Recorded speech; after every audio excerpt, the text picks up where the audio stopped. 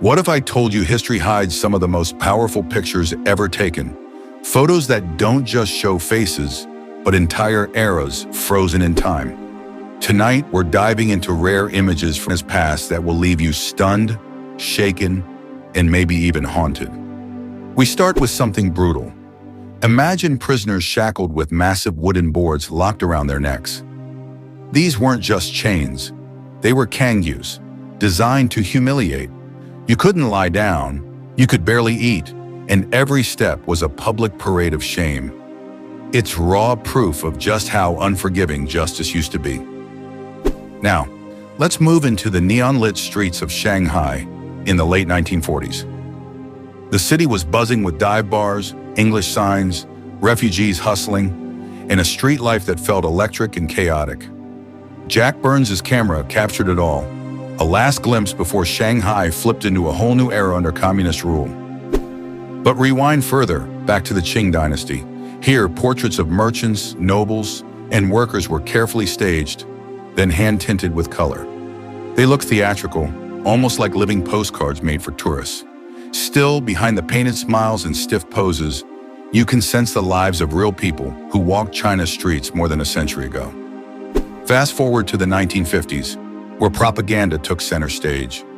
Bold Chinese Soviet posters showed workers flexing, fists raised, heroes larger than life.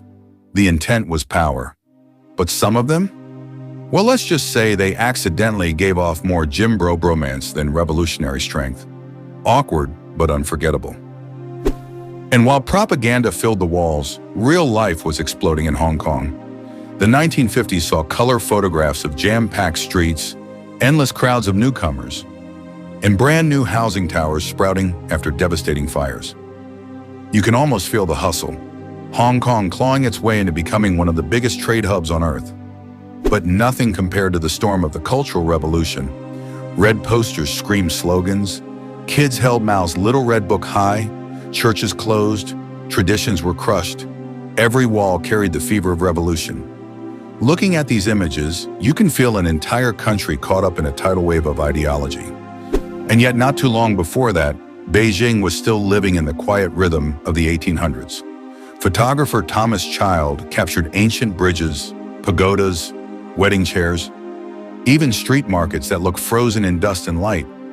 These old photos feel like time travel postcards, a Beijing untouched by the chaos that was coming. Then comes 1989, Tiananmen Square. Students holding banners, hunger strikers lying weak, flames in the background, and tanks rolling forward. The images are heavy, the kind that stick with you long after you look away. They capture raw courage, raw tragedy, a fight for freedom carved into history. But war and identity struggles weren't just in China. During World War II in America, Chinese immigrants wore signs that read, "I'm Chinese," terrified of being mistaken for Japanese Americans who were hated and thrown into camps. The desperation in those photos is chilling. Identity itself became a shield for survival. Rewind again to 1900, during the Boxer Rebellion. Soldiers from 8 nations, Britain, America, Japan, Germany, and more, line up for a propaganda shot. It looks almost like a military fashion show, but what it really was domination. Foreign powers flexing muscle in China's backyard. By the 1970s, all eyes were on one man, Mao Zedong. His final public appearance in 1976 shows him frail, barely able to stand, yet still greeting Pakistan's Prime Minister Bhutto. The photo feels like a curtain call, the last bow of a man who once commanded absolute power. And then one of the most heartbreaking images ever taken. Shanghai, 1937.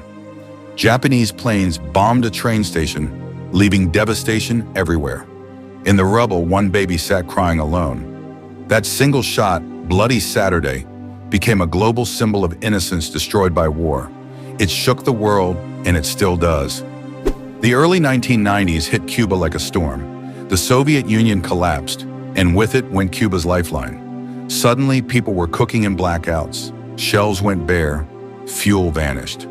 But Cubans, they fought back with creativity. Bikes replaced buses. Rooftops grew vegetables. Kids studied under candlelight, and doctors improvised with scraps. Life was brutal, but somehow the spirit never broke. Now rewind. Before he was the cigar-waving revolutionary, Fidel Castro was a straight-up sports junkie.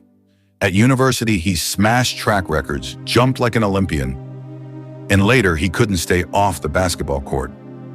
It's wild to imagine him, not behind a podium, but sinking shots and running plays. Then came 1959.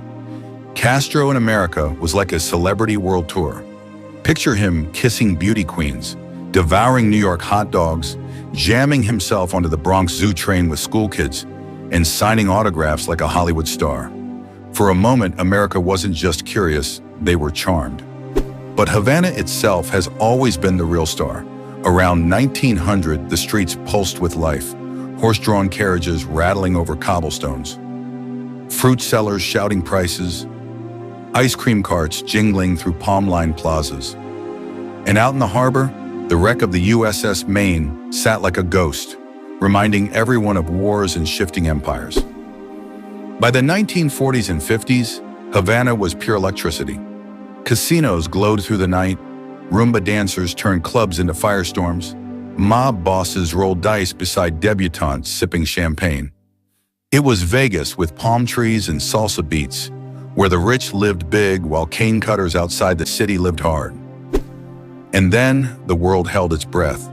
The Cuban Missile Crisis in 1962 put the entire planet on edge. Spy planes caught Soviet nukes on Cuban soil. Kennedy went on TV calling their bluff. Ships steamed toward blockades, and Florida soldiers loaded rifles, waiting for the unthinkable.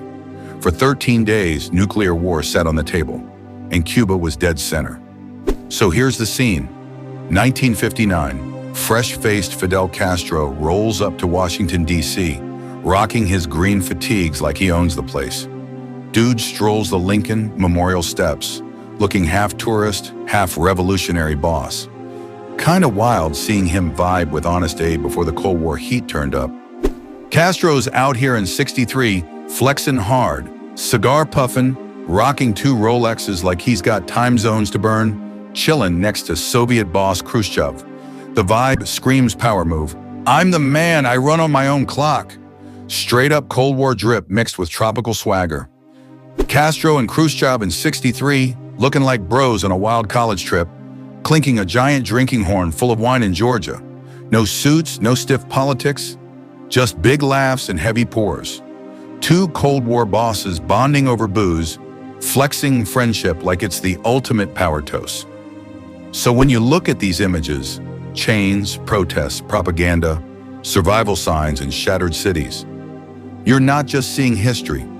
You're seeing humanity at its rawest. Pride, pain, hope, fear in the fight to keep going. If you enjoyed, please like, share, and subscribe this channel.